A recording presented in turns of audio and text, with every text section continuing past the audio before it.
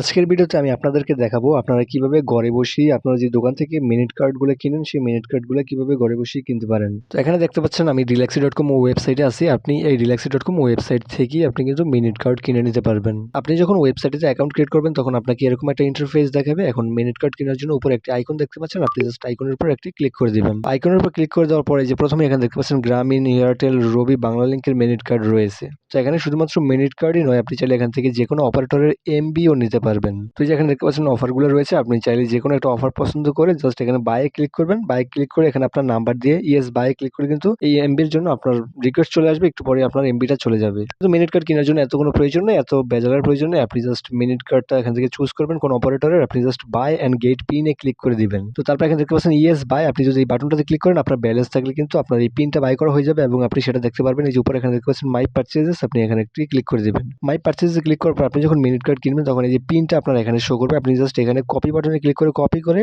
Just claim করে ফেলতে পারবেন। মাত্র ১ সেকেন্ড ২ সেকেন্ড লাগতে পারে সর্বোচ্চ। তো দোকান থেকে মিনিট কার্ড কেনার আর কোনো ঝামেলা নেই।